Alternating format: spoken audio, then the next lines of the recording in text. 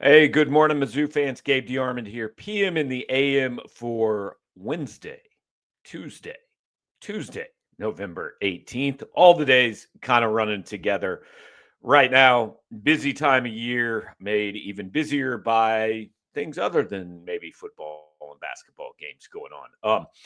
Do want to start by saying Media Day today for Missouri football. Eli Drinkwitz talks at noon.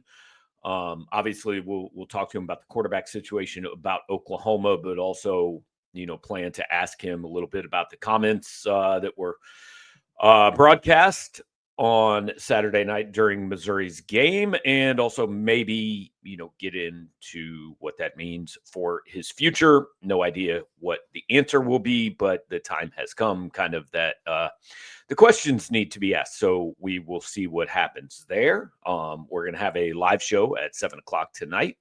Cody Goodwin and I, Drew King, will jump on.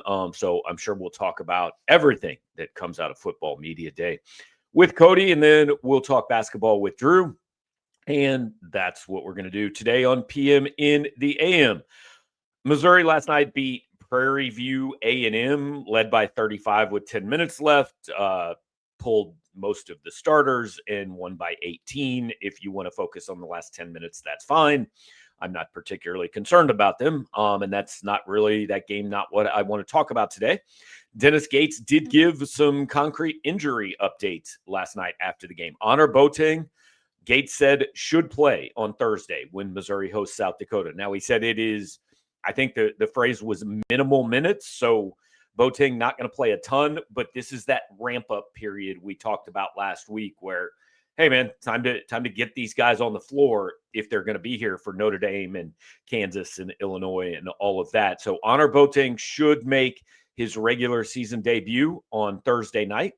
Gates said that Trent Burns is cleared to do some activity, but he is not cleared for like contact 5-on-5 yet. So he's still in a ramp up period.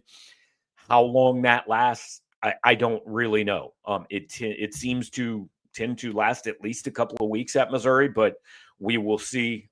Trent Burns seems to be the next one on pace to make his Missouri debut. And that leaves Trent Pierce, who still is not practicing, according to Dennis Gates, which to me means it is unlikely we see him before that Notre Dame game, and maybe not even that soon. I think this is concerning because I think he's the most important of the three to this team. I think he absolutely was going to be a starter. Um, with Javon Porter, who played well last night, but largely struggling. I think that's the spot that Trent Pierce goes into, but it's pretty much impossible to know if you're going to have Trent Pierce at this point.